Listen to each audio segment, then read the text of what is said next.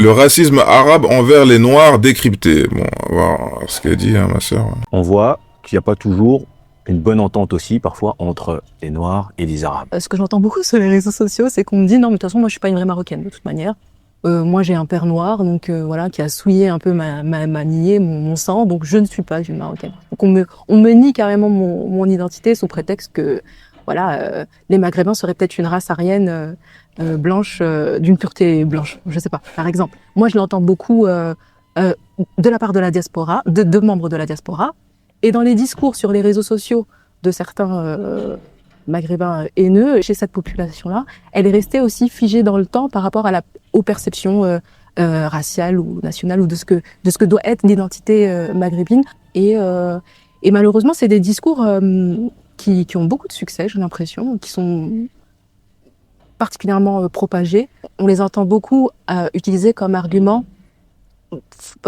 frère mais pas beau-frère, parce qu'il faudrait préserver la culture. Bon, ça, on sait depuis quelques années qu'il l'a dit, c'est Bassem, ça, on le sait, ça. Frère mais pas beau-frère, on est potes. Un maghrébin peut être pote avec un homme noir, mais si cet homme noir-là veut marier la sœur du maghrébin ou le cousin du maghrébin, là, ça peut poser problème. Encore une fois, c'est pas tout le monde, tu vois. Mais pour certaines personnes, ça peut poser problème. Et ça peut aussi poser problème pour le père de l'homme noir, hein, pour les parents de l'homme noir. Hein. Il y a des parents renois, ils veulent pas qu'on marie des femmes blanches ou des femmes maghrébines. Ou dans l'autre sens, des femmes noires, des parents de filles noires ne veulent pas que leur fille marie un homme maghrébin ou un homme blanc. Ça existe aussi. Vous voyez ce que je veux dire ou pas? Mais ça, on n'en parle pas beaucoup, mais ça existe aussi. Mais ces gens, surtout, là, qui font cette espèce de plaidoyer pour la préservation de la culture, généralement, ne sont pas du tout intéressés par la culture et n'œuvrent rien pour rien pour sa préservation. Généralement, ils sont plus obsédés par ce qui se passe dans la chambre à coucher des gens et pardon, je vais être cru, funérailles des tabous, par le sexe de l'homme noir. En fait, c'est tout. Je pense qu'il y a une espèce de complexe vis-à-vis d'eux, une espèce d'obsession, peut-être un sentiment d'infériorité qui n'est pas conscient. Moi, je sais pas, ça, le truc du Bangala, là. Je sais pas, hein. Tous les Renois ne sont pas membrés comme des fous malades. Et il y a des Maghrébins, il y a des hommes blancs qui sont aussi, ils ont des Bangalas solides, frère. Je sais pas, moi. Je ne suis pas parti vérifier, hein, le Bangala de tous les hommes, peu importe leur couleur de peau. Mais bon, quand même. Il y a des gars solides partout, il y a des gars moins solides partout. Alors, vous allez dire, oui, mais chez les Renois, ils sont un peu plus solides que dans les autres communautés. Peut-être. Mais je pense pas que les Maghrébins, je pense pas, hein.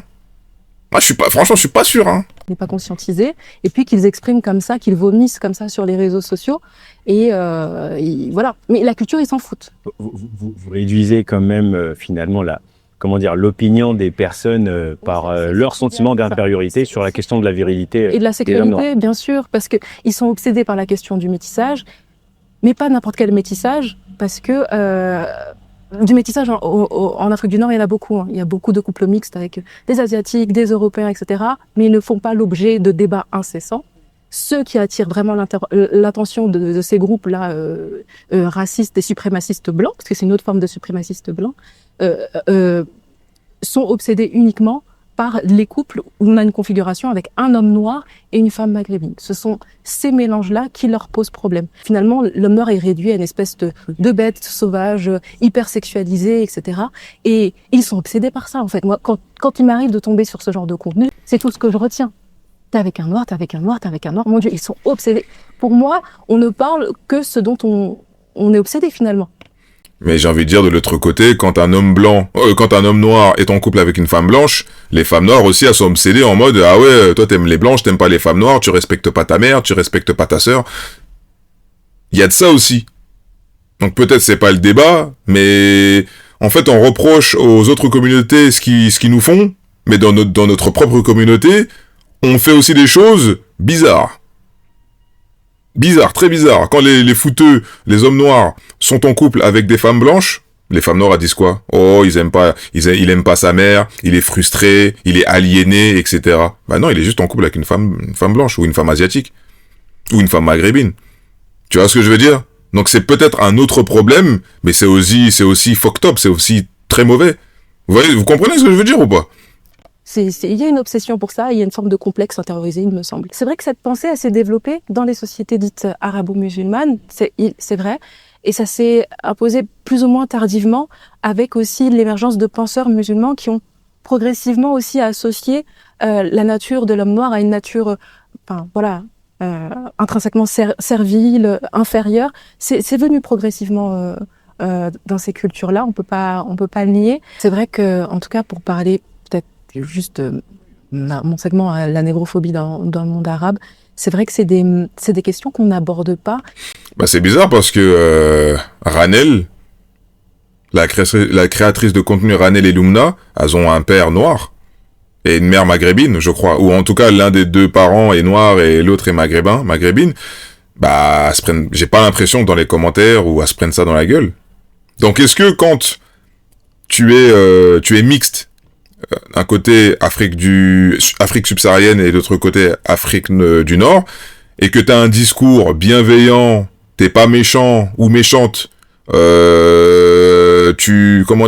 t'es correct avec tout le monde, ça passe, tu te fais pas dénigrer. Mais par contre, quand tu exposes des faits qui déplaient à la communauté maghrébine, du coup, est-ce que c'est pas là, il te charcute? Vous voyez ce que je veux dire ou pas? En tout cas, je parle pour elle, parce qu'apparemment, elle se fait chahuter, parce que voilà, elle est pas 100% maghrébine. Donc, c'est pour ça que je dis ça, en fait. Parce que Lumna et Ranel, elles se prennent pas ça, hein. Elles sont mixtes, elles sont issues du métissage, mais il y a pas de, t'es pas une vraie maghrébine, ou je sais pas quoi, des trucs du genre. En tout cas, moi, j'ai pas vu, hein. Et du coup, on n'a pas de mots. On peut voir nommer les mots MAUX finalement, et du coup si on peut pas nommer les choses, on peut pas les comprendre, on peut pas les percevoir, et du coup on peut pas progresser en tant que société. Je suis considérée comme une anti-arabe, où on me reproche vraiment d'aller à l'encontre des miens, mais on a une difficulté supplémentaire. Bah voilà, quand tu vas à l'encontre des tiens, bah c'est là que tu te fais charbonner, c'est là que tu te fais charcuter, pardon.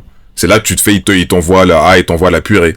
Parce que tu joues contre ton camp. Ouais, voilà, c'est ce que je disais. Ah, peut-être que j'ai tort, mais voilà, c'est ça que je voulais parler. C'est ça que je voulais dire. Je pense, quand on est africain, c'est que réfléchir à ces choses-là, ça crée une espèce de dissonance cognitive chez les gens concernés, parce que on peut avoir du mal à se penser comme opprimé et oppresseur en même temps. C'est la grande difficulté. Moi, parfois, je reçois des messages de gens qui me disent « Ok, d'accord, tu parles du racisme, etc., la négrophobie et tout chez nous. » C'est vrai, ça existe, mais déjà, nous, on douille beaucoup, on est déjà super discriminés, donc ce que tu fais, ça nous aide pas.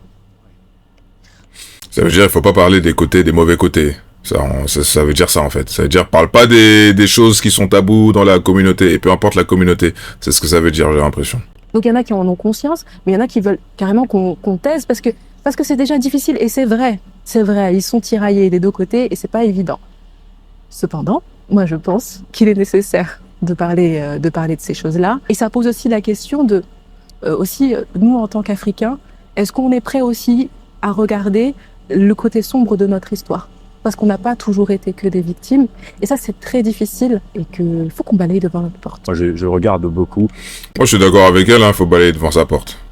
Tant qu'on n'aura pas cette discussion-là pendant des années et des années, ça va jamais se résoudre, en fait. On aura la paix. Tant qu'il y a des non-dits, alors que tout le monde ou quasiment sait ce qui s'est passé dans le passé, bah tant qu'il y aura des non-dits, bah il y aura toujours des querelles, il y aura toujours des embrouilles, il y aura toujours cette guerre qui s'arrêtera pas tant qu'on n'aura pas les discussions nécessaires pour calmer les choses. Pour jouer carte sur table. Oui, c'est passé ça, oui, on a fait ci, oui, on a fait ça. Bon, vas-y, maintenant on connaît, on arrête de se mentir, et puis vas-y, on essaye d'avancer main dans la main, entre guillemets. Essayons. Sur les réseaux sociaux, que ce soit des revendications et des plaintes d'autres personnes.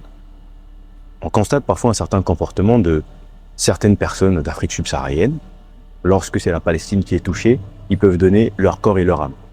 Lorsque ce sont les enfants de la RDC, ce n'est pas la même chose. Pourquoi? Parce que la RDC, c'est pas un pays musulman. Ah, là c'est des sujets qui... quand c'est la RDC... les gars, il n'y a pas grand monde, on va pas se mentir. Hein. Mais bon, j'avoue, plus de sujets, plus de débats sur ce sujet-là, ça serait pas mal pour tout le monde. Les gars, vous en pensez quoi? Crachez votre feu dans les commentaires, restez branchés et laissez pousser.